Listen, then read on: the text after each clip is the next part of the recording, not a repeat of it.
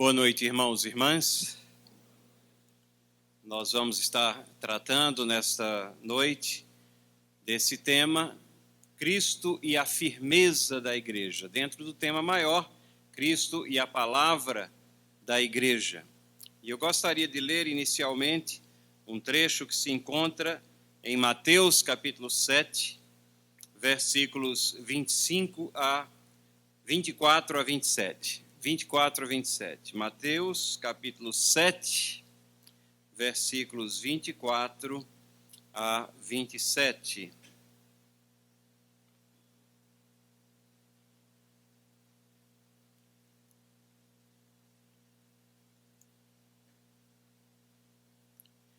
Todo aquele, pois, que ouve essas minhas palavras e as pratica, será comparado a um homem prudente que edificou a sua casa sobre a rocha. E caiu a chuva, transbordaram os rios, sopraram os ventos e deram com ímpeto contra aquela casa que não caiu, porque fora edificada sobre a rocha. E todo aquele que ouve essas minhas palavras e não as pratica, será comparado a um homem insensato que edificou a sua casa sobre a areia. E caiu a chuva, transbordaram os rios, sopraram os ventos e deram com ímpeto contra aquela casa, e ela desabou, sendo grande a sua ruína. Vamos orar, curvem suas cabeças. Senhor Deus, acabamos de ler a Tua palavra, estaremos indo até a Tua palavra, os Teus preceitos, ensinamentos, e te pedimos que Tu nos instruas a partir deles. Te pedimos que possamos examinar as nossas vidas, comparar com aquilo que Te alegra, com aquilo que Tu demandas de nós, com aquilo que leva à firmeza da igreja. Senhor, nós Te pedimos que sejamos abençoados pela exposição da Tua palavra, como já temos sido aqui nesta conferência, nesse encontro da fé reformada, pela exposição fiel dos Teus ensinamentos. E Te pedimos que nós possamos contribuir para que a Tua mensagem firme, clara e segura continue a ser proclamada. Perdoa os nossos pecados, em nome de Jesus. Amém. Irmãos, eu não vou falar sobre os fundamentos da igreja. A gente pode confundir um pouquinho. O meu tema é Cristo e a firmeza da igreja. Sobre fundamentos da igreja, o pastor e mestre Franklin Ferreira fará isso no dia de amanhã. Acabei de receber uma mensagem dele dizendo que ele está dentro do avião a caminho. Então, estamos assegurados da presença dele, se Deus assim providenciar para que o avião não caia. Ele estará aqui conosco amanhã. E é ele que vai falar sobre os fundamentos da igreja. Eu, de minha parte, vou falar sobre firmeza da igreja, não sobre o fundamento. Mas qual seria a diferença? Bom, eu deixarei o Franklin definir ou de falar sobre fundamento, mas com relação à firmeza, eu gostaria de definir firmeza como sendo a consistência em sua missão por uma sólida compreensão e aplicação da palavra de Deus na vida dos que a integram. Consistência na missão da igreja por uma sólida compreensão e aplicação da palavra de Deus na vida daqueles que integram, que formam a igreja. A firmeza seria definida também trazendo o conceito de coragem. Em segundo lugar, coragem na proclamação das verdades do Evangelho, independentemente das circunstâncias. Então, a igreja ela é firme quando ela é corajosa na proclamação do Evangelho, e nós veremos isso mais à frente. E, finalmente, definindo firmeza, coerência. Coerência na apresentação das doutrinas, considerando todo o conselho de Deus. Pela graça de Deus, nós vamos considerar isso aqui o nosso roteiro, o nosso mapa, e nós pretendemos abordar pelo menos o primeiro desses pontos aqui que definem firmeza, consistência em sua missão por uma sólida compreensão e aplicação da palavra de Deus na vida daqueles que a integram. E amanhã, também pela graça e misericórdia de Deus, abordaremos as outras duas, coragem e coerência. Mas antes disso, nós deveríamos também, já que estamos falando da firmeza da igreja, nós deveríamos também definir o que é igreja. E nós entendemos que igreja, ela pode ser definida como aqueles que são chamados para fora, isso do próprio termo, do próprio nome, os chamados para fora, os selecionados, o povo de Deus. O nome expressa essa soberana e divina ação, a ausência de qualquer prerrogativa nossa na salvação. E esse texto aqui de 1 Pedro, capítulo 2, versículo 9, ele é fundamental para que nós entendamos o que é a igreja, porque ele nos traz a identidade da igreja e ele nos traz a missão da igreja, aqui numa cápsula, numa forma bem resumida, mas para que nós possamos compreender o que é a igreja. O texto de 1 Pedro, capítulo 2, versículo 9, diz assim, com relação à identidade: vós, porém, sois raça eleita, sacerdócio real, nação santa, povo de propriedade exclusiva de Deus. Aqui está a identidade do povo de Deus. Nós que antes não éramos povo, que não tínhamos identidade, agora temos uma identidade muito bem delineada. Vós, porém, sois raça eleita, sacerdócio real, nação santa, povo de propriedade exclusiva de Deus. E notem aí que está destacada a palavrinha porém. Por quê? Em função daquilo que Pedro já vem escrevendo.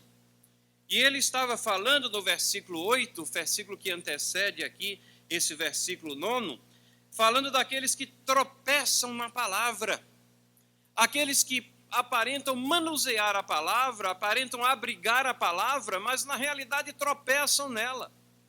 Tropeçam porque não aguardam, tropeçam porque o manuseio é inadequado, tropeçam porque os ensinamentos são falsos, tropeçam na palavra e, consequentemente, Pedro diz, eles são desobedientes e pior, eles não somente tropeçam na palavra, mas eles são pedra de tropeço, eles impedem o caminhar, eles são rocha de ofensa, eles não são rocha firme, eles são uma rocha de ofensa, aqueles pedregulhos ou as pedras que podem estar no caminhar, muitas vezes nós já experimentamos isso, num caminho aonde a luz não é muito clara e tropeçamos numa pedra.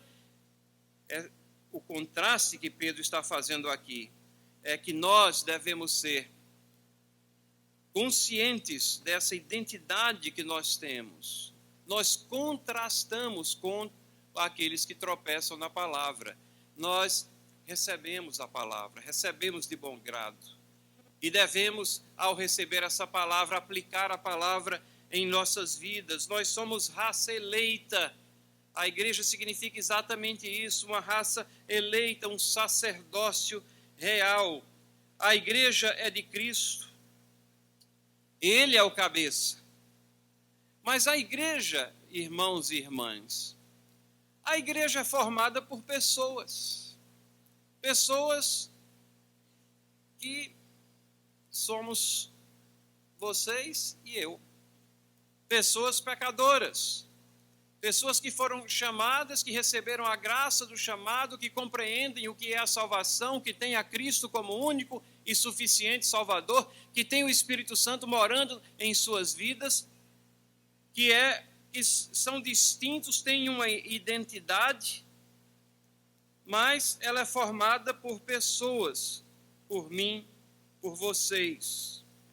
O edifício onde nós nos ajuntamos, nos congregamos, e muitas vezes nós damos importância a ele, chamamos de igreja, para identificar, ele é a coisa menos importante nisso tudo. Nós temos ali apenas o local de reunião, mas a igreja é constituída por pessoas.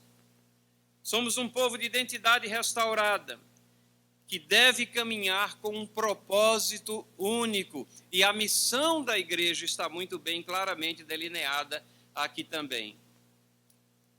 Missão, a fim de proclamardes as virtudes daquele que vos chamou das trevas para a sua maravilhosa luz.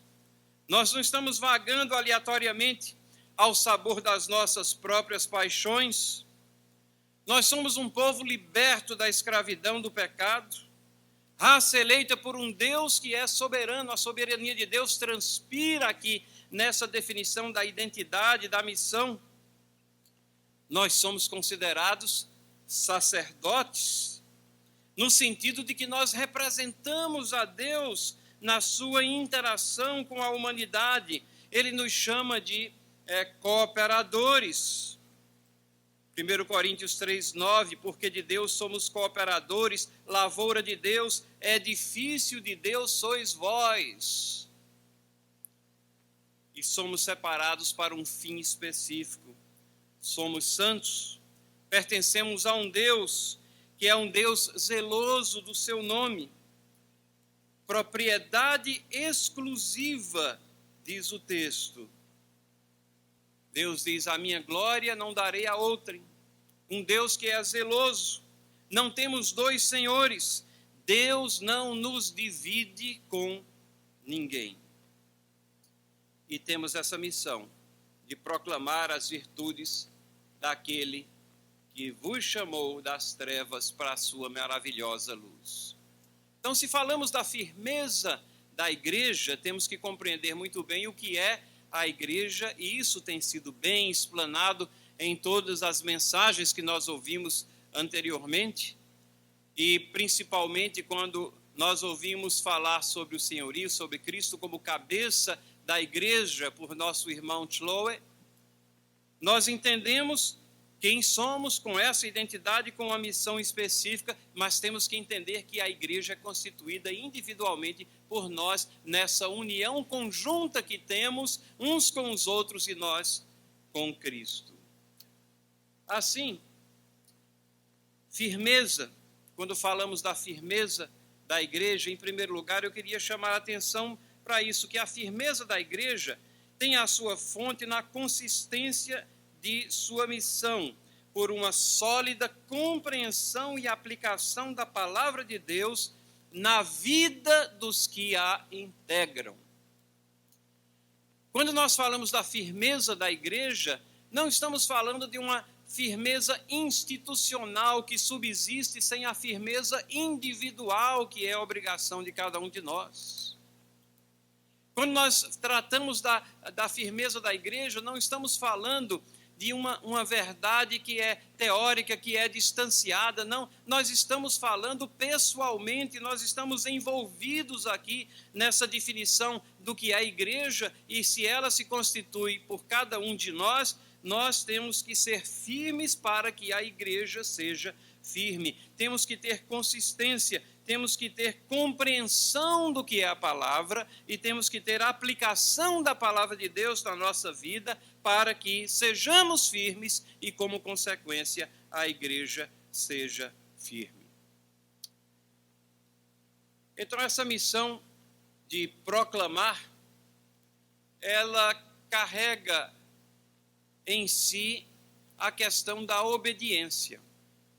Obediência à missão, por certo, mas a obediência, em primeiro lugar, de estarmos aplicando a palavra de Deus no nosso caminhar, de sermos um povo bem preparado para essa tarefa, para essa missão gloriosa que recebemos como igreja de Cristo. E ao meditar nisso, eu sou relembrado de que proclamação começando com obediência, não é sem razão que o primeiro missionário nosso que veio dos Estados Unidos e que trouxe o presbiterianismo ao Brasil, Ashbel Green Simonton, Quando ele pregou o seu último sermão, em 18 de julho de 1867. Simonton, ele chegou aqui em 1859. E aqui ele prega o seu último sermão. 8 anos apenas de ministério que ele teve no Brasil, interrompidos por mais ou menos 1 ano em que ele voltou aos Estados Unidos para visitar a sua mãe que estava doente. Lá conheceu uma moça, contraiu matrimônio, regressou com ela, ela engravidou, depois morreu de parto, uma vida sofrida, uma vida muito bem retratada no seu diário. O diário de Simonton é uma fonte rica de inspiração, de instrução. E nós lemos também nesse diário, está lá registrado esse último sermão que foi pregado. Simonton viria a morrer 4 meses depois, acometido de febre amarela. Aos 34 anos. Chegou aqui sem falar uma palavra de português. Chegou aqui sem saber muito bem o que fazer. Começou ensinando inglês. Deus o direciona a ensinar inglês e a pregar em inglês por aqueles marinheiros que vinham de outros países e que entendiam inglês no porto. E aos 34 anos, ele deixa um presbitério organizado, vários convertidos, muitos que continuaram multiplicando, pessoas que estavam intensamente convencidas dessa identidade da igreja e dessa missão de levar à frente a tocha do evangelho, e que estavam aplicando, que estavam consistentemente compreendendo a palavra e aplicando a palavra em suas vidas. Então, ele nos deixa esse último sermão, e o nome do sermão é Os Meios Necessários e Próprios para Plantar o Reino de Jesus Cristo no Brasil. A preocupação de Simonton não era apenas se desincumbir com uma congregação local, ou talvez com algumas congregações formando um presbitério, mas era de expandir, de plantar o reino de Deus no Brasil. E ele nos traz 5 pontos nesse sermão, e brevemente eu coloco eles aqui para a nossa instrução, mas o meu interesse é o primeiro ponto dele. Se perguntasse a você o que é que nós temos que fazer para plantar o reino de Jesus Cristo no Brasil, e pense, transporte-se para a época de Simonton, onde nada existia aqui. Como é que você iria fazer para plantar o reino de Cristo no Brasil? Possivelmente você diria: vamos preparar pregadores para sair pregando. Primeiro ponto de Simonton não é esse. A vida santa de todo crente. A vida santa de todo crente. Simonton estava preocupado com a firmeza da igreja. Simonton estava preocupado em plantar uma igreja firme. Simonton estava preocupado em ter uma congregação de crentes firmes.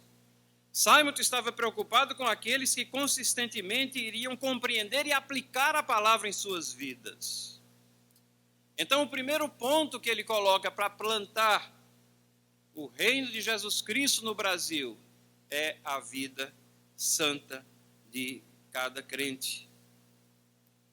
E ele diz assim no seu diário: na falta dessa pregação, os demais meios não hão de ser bem-sucedidos. Os crentes são o sal da terra.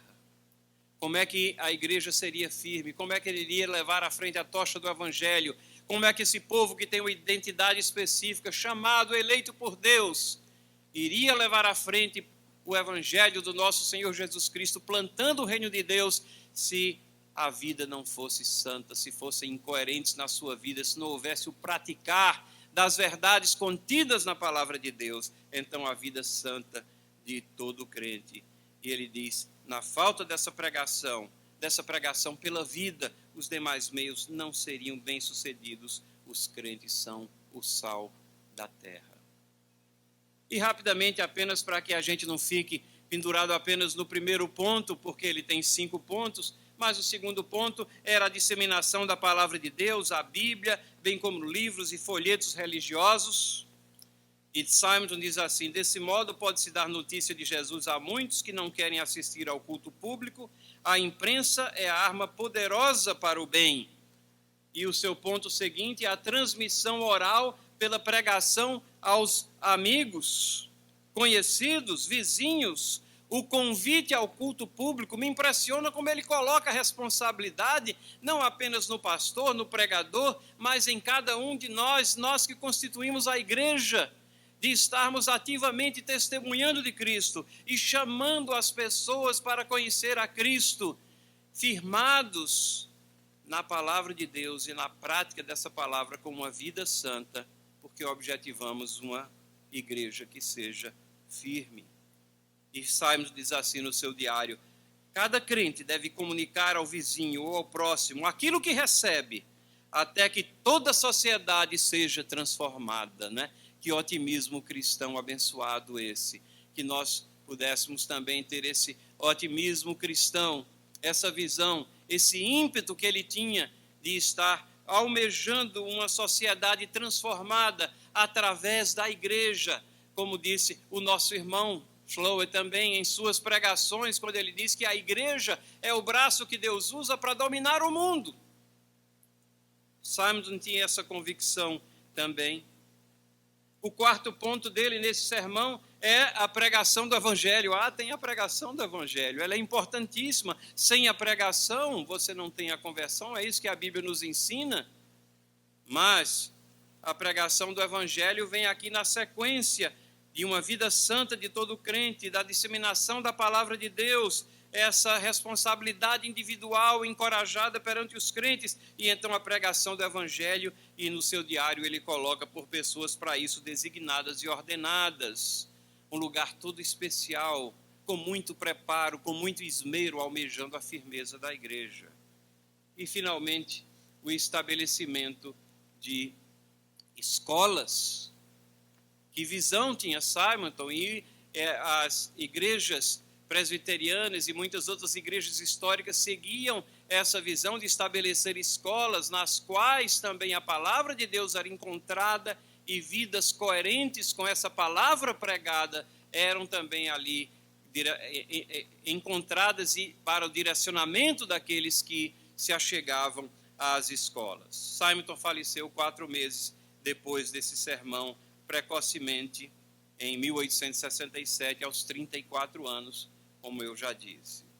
Mas voltemos a uma expressão que ela é extremamente utilizada quando nós estamos falando de firmeza. É rocha ou pedra. É uma expressão que ela é primariamente utilizada em referência a Cristo Jesus. Mesmo no texto que nós lemos, nos versos que precedem, nós lemos o versículo 9, mas na realidade os versículos 6 a 8, nós temos aqui a referência à rocha. Diz assim: pois isso está nas Escrituras. Eis que põe em Sião uma pedra angular, eleita e preciosa. Quem nela crer não será de modo algum envergonhado. Para vós outros, portanto, o que credes é a preciosidade, mas para os descrentes, a pedra que os construtores rejeitaram, essa veio a ser a principal pedra angular, e pedra de tropeço e rocha de ofensa para aqueles que não creem. E quem é essa pedra? Essa pedra é Cristo Jesus, a pedra angular. E Pedro aqui está nada mais, nada menos do que expressando uma profecia que nós temos em Isaías 28:16, que diz: portanto, assim diz o Senhor Deus, eis que eu assentei em Sião uma pedra, pedra já provada, pedra preciosa, angular, solidamente assentada, aquele que crê não foge. E é interessante que na profecia de Isaías é colocado como se já estivesse lá essa pedra angular, e na realidade já estava desde toda a eternidade, o plano eterno da salvação, no soberano poder do nosso Senhor Deus. Jesus Cristo é a pedra angular, e nele a firmeza da igreja é construída, os fundamentos da igreja são estabelecidos também. Pensamento que também é retratado em Isaías capítulo 8, versículo 14, e também em Atos capítulo 4, versículo 11. A rocha, Cristo Jesus, na qual nós estamos firmados. A rocha, o Salvador, Cristo Jesus. Mas a igreja, como eu disse, é constituída de pessoas. Pessoas firmadas na rocha têm de firmar suas vidas na rocha da obediência, que está relacionada com Cristo. Essa é uma mensagem de Cristo no texto que nós lemos logo inicialmente. Nós lemos Mateus 7, 24 até 27. E ali nós temos as palavras do próprio Cristo falando de como nós devemos estar firmes como uma casa construída em cima de uma rocha. Essa é a mensagem dele. Se falamos da firmeza da igreja, temos que pensar primeiramente em nós mesmos. Temos que pensar se estamos firmes. E se estamos firmes na obediência que ele demanda de nós. Firmeza pela aderência e prática à palavra de Deus. Pedra é símbolo de fundamento, mas também de firmeza. E nas palavras de Jesus nós temos isso. Agora acompanhem comigo o relato comparativo aqui, porque Jesus está em um incidente falando, e os evangelistas registram, cada um com suas peculiaridades, o mesmo incidente, aqui em Mateus capítulo 7 e em Lucas capítulo 6. Alguma ênfase um pouco diferente, mas o mesmo incidente ele é retratado e é retratado para a nossa instrução. Primeiramente, vamos retroagir alguns versículos aqui em Mateus. Vamos começar a ler do versículo 21, em vez do versículo 24, porque ele é o versículo paralelo ao versículo 46 de Lucas. Em Mateus 7 diz assim: nem todo que me diz, Senhor, Senhor, entrará no reino dos céus, mas aquele que faz a vontade do meu Pai que está nos céus. E Lucas diz: por que me chamais Senhor, Senhor, e não fazeis o que vos mando? Notem que é a mesma coisa dita de uma maneira ou registrada de uma maneira diferente. Né? Possivelmente, Jesus Cristo tenha falado tanto no afirmativo, como também aqui tem um resumo daquilo que Jesus Cristo falou, mas diz que nem todo que diz Senhor, Senhor entrará no reino dos céus, mas aquele que faz. E em Lucas nós temos uma indagação: por que me chamais Senhor, Senhor, e não fazeis aquilo que eu vos mando? Então veja a obediência que é central a esse pensamento. Não é suficiente uma profissão que com toda certeza é da boca para fora. Se a prática da fé cristã não está presente na vida, se não há transformação de vida evidenciada na prática, não basta apenas clamar Senhor, Senhor e não fazer aquilo que ele nos manda. No versículo 22 e versículos seguintes, então nós temos aqui um trecho que ocorre somente em Mateus. Quando aquele dia chegar, muitas pessoas vão me dizer: Senhor, Senhor, pelo poder do seu nome anunciamos a mensagem de Deus, e pelo seu nome expulsamos demônios e fizemos muitos milagres. Então eu direi claramente a essas pessoas: eu nunca conheci vocês, afastem-se de mim, vocês que só fazem o mal. O fazer maravilhas, também isso não representa a obediência.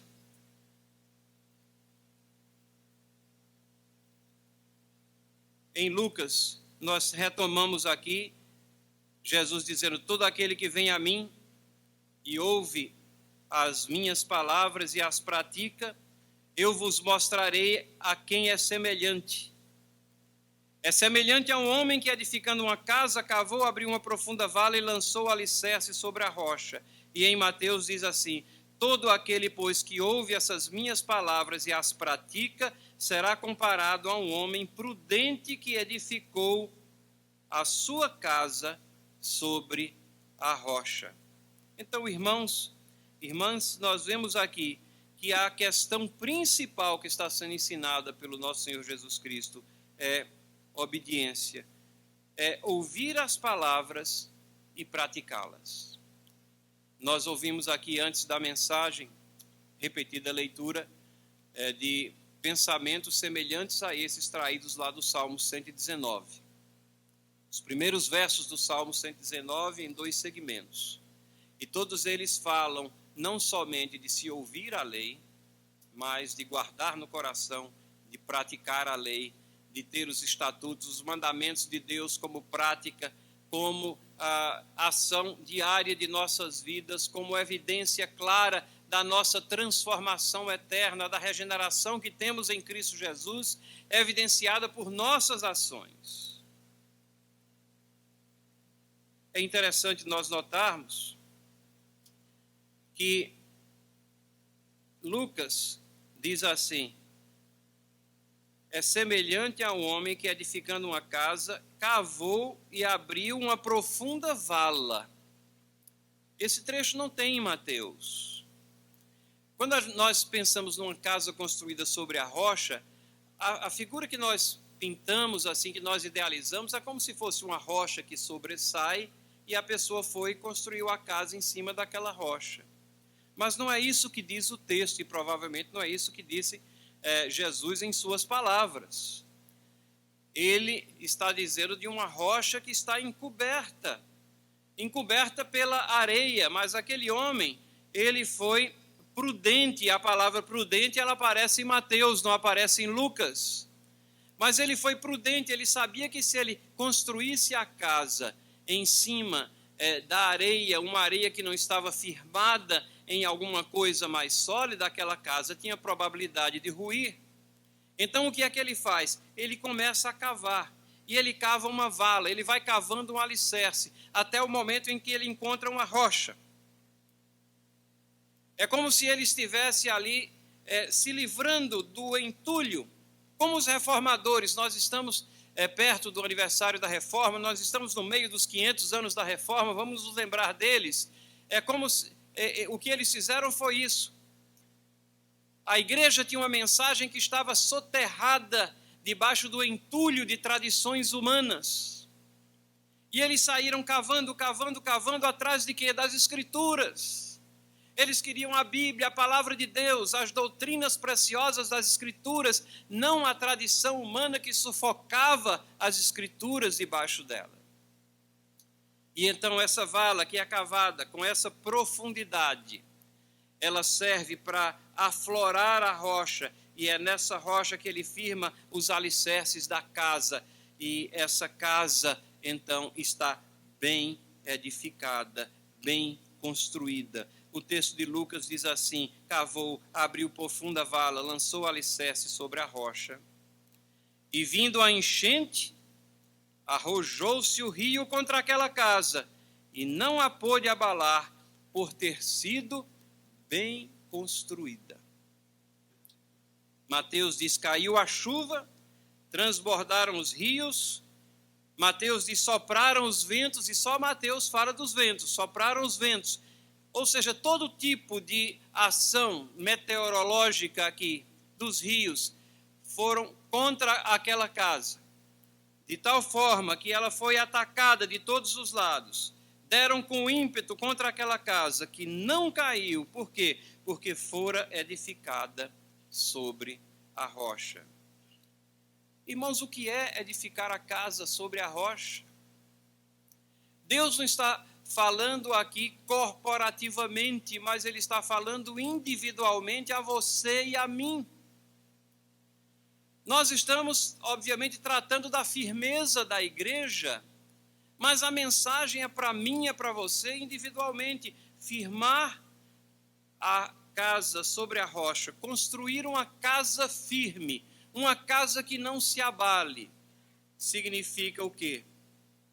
Ouvir as palavras e praticá-las.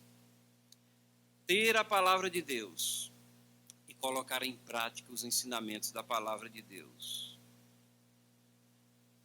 O texto continua falando daquele que não tem a casa construída sobre a rocha. E Lucas diz assim: mas o que ouve e não pratica é semelhante a um homem que edificou uma casa sobre a terra sem alicerces. Mateus diz: e todo aquele que ouve essas minhas palavras e não as pratica, será comparado a um homem insensato que edificou a sua casa sobre a areia. Uma pessoa que não tem bom senso, que está lidando com todas essas coisas santas, que está recebendo a instrução continuadamente, que tem a palavra de Deus, que sabe muitas vezes o que é que a palavra de Deus demanda, mas que joga todas essas coisas fora porque pratica exatamente o oposto. E a casa não aguenta. A casa vai abaixo. A casa caiu, como nós dizemos, coloquialmente. Arrojando-se o rio contra ela, diz Lucas.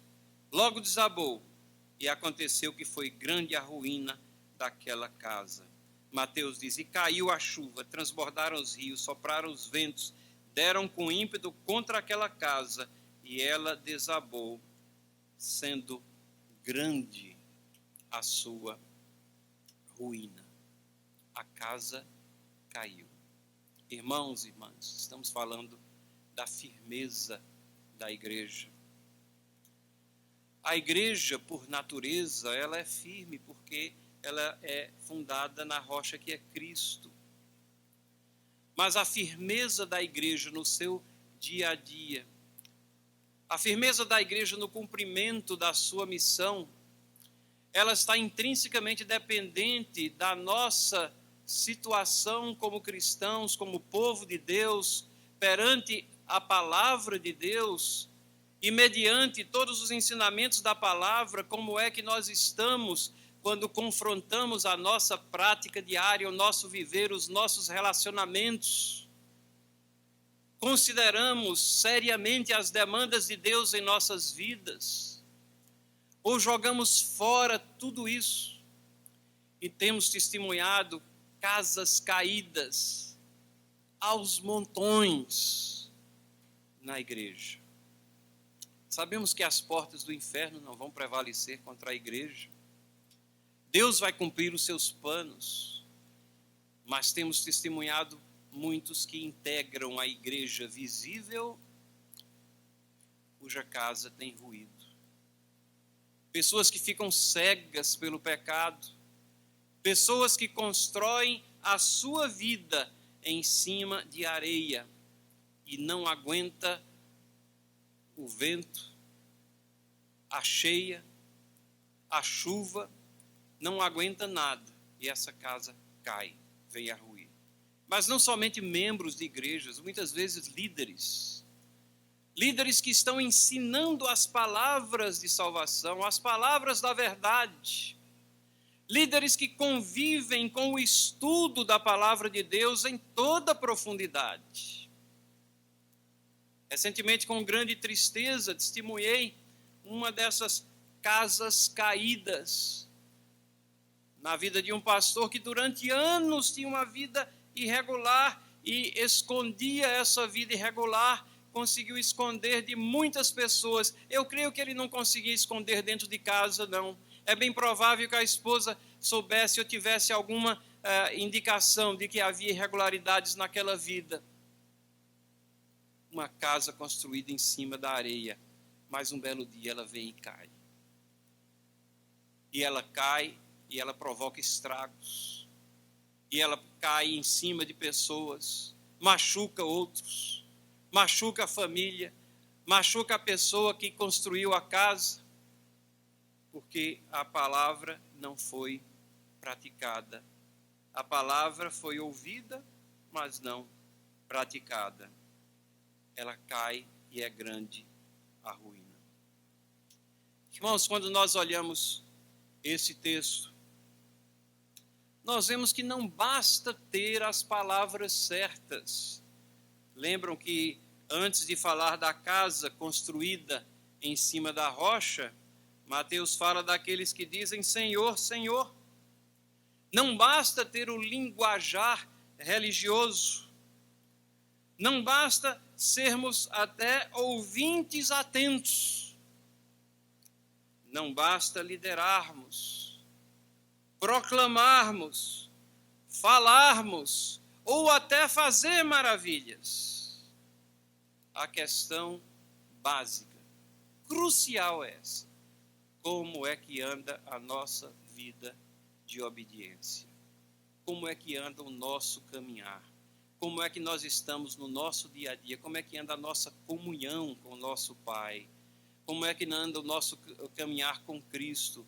Como é que está a nossa prática nos negócios, os nossos relacionamentos matrimoniais, o relacionamento com os nossos filhos, com nossos colegas? Como é que está o nosso caminhar? A igreja, como eu disse, somos nós. A firmeza da igreja depende de estar fundada na rocha, firmada no testemunho de vida do povo de Deus, eu e você. Consistência e obediência entre ouvir e praticar. Consistência e obediência que faltam a mim e a você tantas vezes, que devem nos levar de joelhos à presença de Deus, clamando, suplicando para que nós tenhamos vidas transparentes, vidas honestas, para que nós sejamos praticantes da palavra. E esse é o ensinamento não somente desse texto, mas de tantos outros textos nas Escrituras, não é? Como Tiago, capítulo 1, versículo 22. Tornai-vos, pois, praticantes da palavra e não somente ouvintes, e vejam a advertência aqui, enganando-vos a vós mesmos. Que coisa terrível. Que coisa terrível ser enganado. Ser enganado é uma coisa terrível. Hoje à tarde nós conversávamos sobre uma situação de engano. Um primo meu recebe um telefonema de alguém dizendo, como vai? Eu estou aqui, vim de São Paulo, vim lhe visitar. E ele diz, quem é você? Ele diz, como, não está conhecendo a minha voz? E aí ele disse, é Solano? E o rapaz disse, é Solano? E então seguiu-se uma conversa na qual ele levou o meu primo a depositar alguns milhares de reais para consertar o carro que tinha quebrado no meio da jornada de São Paulo até Recife. Enganado. Que coisa terrível é ser enganado. Mas mais terrível ainda é quando nós nos enganamos a nós mesmos. Quando nós achamos que podemos manter a aparência. Ou pior ainda, quando a consciência está tão cauterizada que nós achamos que vai tudo bem, quando na realidade não vai. E Deus conhece a nossa vida, conhece os nossos corações, e é Ele que nos diz que nós devemos ser praticantes da palavra e não somente ouvintes. E se nós temos esse texto na palavra de Deus, é porque Deus sabe que a igreja visível está cheia de ouvintes, mas não praticantes. Está cheia de pessoas que estão enganando-se a si mesmos. Temos que ser praticantes, para que sejamos firmes. E sendo firmes, para que a igreja siga firme na sua missão, mostrando a sua identidade ao mundo. Mas ouçamos as palavras de Cristo e vejam como elas são bem atuais também nesse outro trecho aqui. Lucas, capítulo 11, versículos 27 a 28. Fico impressionado, parece que o texto foi escrito para o Brasil, para o nosso tempo, para a nossa era. Diz assim: uma mulher que estava entre a multidão exclamou e lhe disse: bem-aventurada aquela que te concebeu e os seios que te amamentaram. Ele, porém, respondeu: antes, bem-aventurados são os que ouvem a palavra de Deus e aguardam. A mulher achava que estava fazendo uma grande coisa. Quantas pessoas acham que estão fazendo uma grande coisa, exaltando a pessoa de Maria? Maria deve ser respeitada, sim, a palavra de Deus nos diz isso. O nome dela é abençoado, nós sabemos disso, mas não é acima do nosso Senhor Jesus Cristo. Não como substituta, não como corredentora.